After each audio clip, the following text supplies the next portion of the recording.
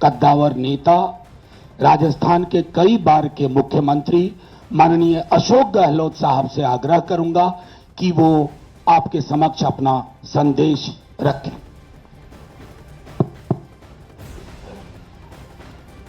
नेता प्रतिपक्ष तेजस्वी यादव जी और तमाम मंच पे बैठे हमारे साथीगण, मेरे पूर्व में अभी जो कमेंट्स किए गए थे वो भी आपके सामने रखे। सबकी भावना आपको मालूम पड़ी। मुझे खुशी है कि मुझे भी आज आने का अवसर मिला आपके बीच में। और जो हालात है देश के और प्रदेश के, उससे चिंतित होना लाजमी आपका भी, जो हमारा चौथा स्तंभ कहलाता है। हालात बड़े गंभीर है देश के अंदर। एनडीए गवर्नमेंट जिस प्रकार चल रही है, डेमोक्रेसी को खतरा है। पूरी तरह देश दुर्विकरण में आ गया है। लोग चिंतित है। देश किस दिशा में जा रहा है कोई नहीं जानता है। किस दिशा में जाएगा किसी को नहीं मालूम है। उस रूप में हम चल रहे हैं। आलोचना कर दो, जेल में जाओ, चाहे वो पत्रकार हो, साहित्यकार हो या कोई एक्टिविस्ट हो।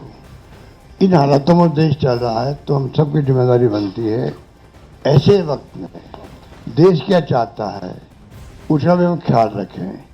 पूरा मुल्क अभी बिहार की तरफ देख रहा है कि बिहार में चुनाव होंगे, किस करवट फैसला होगा। बिहार में आप मुझसे ज़्यादा जानते हैं क्योंकि यहाँ के रहने वाले भी हैं, एक्सपर्ट भी हैं, मीडिया के साथी भी हैं।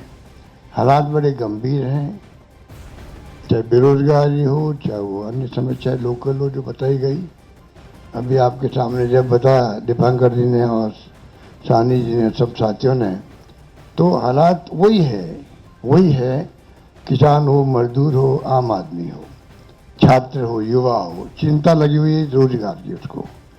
और जब हम लोग देखते हैं, पूछते हैं, तो लोग बदलाव चाहते हैं।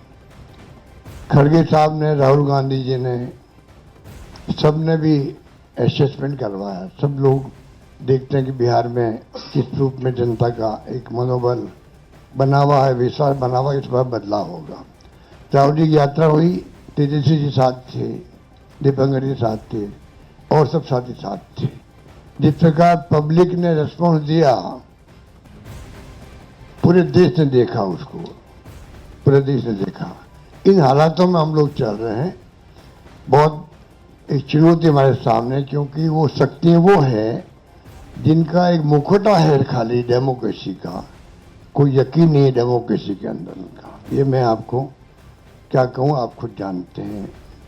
मुखौटा पहन रखा है। ऐसे लोग शासन करें देश के अंदर, चिंता होना स्वाभाविक है हम सबको। इसलिए मैं कहना चाहूँगा कि इस मौके पर जो है, इस मौके पर अभी दीपांकर जी कह रहे थे कि पिछला चुनाव भी जो है, अभी तो इंडिया गठबंधन बन गया प्रदेश भर के अंदर, अच्छी परफॉर्मेंस दी है पार्लियामेंट के अंदर। कोई कम बात नहीं थी। 240 पे लाके छोड़ दिया उन लोगों को। 400 पार के नारे लगा रहे थे वो लोग। सब कुछ देख लिया देश ने, और फाउल नहीं खेलते तो हो सकता है सरकार भी उनकी नहीं बनती। उन हालातों में हम जब देखते हैं तो पाते हैं कि अब लोग समझ गए हैं। पिछला गठबंधन आपका लोकल था, महागठबंधन। तेजस्वी जी ने उस वक्त में भी कमाल किया, और जिस रूप में मामूली वोटों के अंतर से सरकार उनकी बन गई, मामूली वोटों के अंतर से बन गई सरकार उनकी थी। जिस प्रकार से साम दाम दंड भेद, ये उनका भाव है। बदले की भावना उनके फितरत के अंदर है। ऐसे लोग बैठे हुए हैं। धन बल का कोई कमी नहीं है।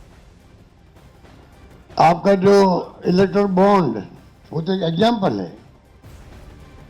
सुप्रीम कोर्ट ने कहा अनकॉन्स्टिट्यूशनल है ये। इतने कहने कैसे काम चलेगा? जो पैसा जमा है उनके पास में, जो खेल खेल रहे हैं देश के अंदर, चुनाव को प्रभावित कर रहे हैं, सरकारों को गिरा रहे हैं। मॉडल अलग अलग है उनका। मध्य प्रदेश मॉडल अलग, कर्नाटक मॉडल अलग था, महाराष्ट्र का अलग था और राजस्थान का अलग था।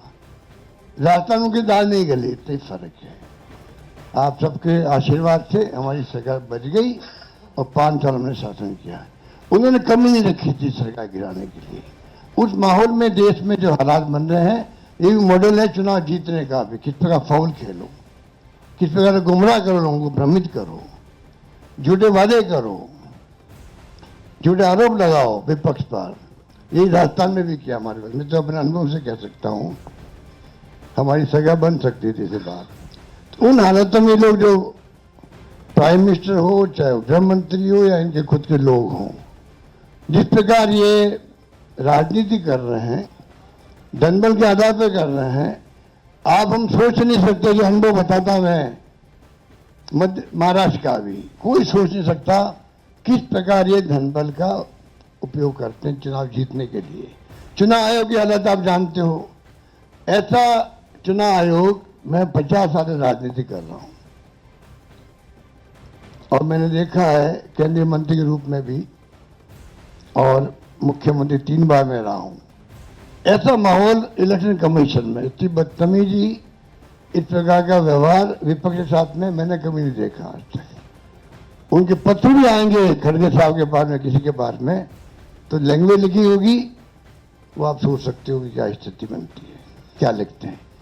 प्रेस कॉन्फ्रेंस करेंगे, क्या आरोप लगाते विपक्ष पे, ऐसा कभी आज तक नहीं हुआ। लोगों को विश्वास उठ रहा है इलेक्शन कमीशन से भी। चाइना में भी और रशिया में भी इलेक्शन कमीशन है, वहां पे भी। तो चुनाव वहां एक पार्टी जीतती है, तो क्या हम अपने मुल्क को उस दिशा में लेना चाहते हैं? वो चिंता हम सबको होनी चाहिए, आपको भी होनी चाहिए।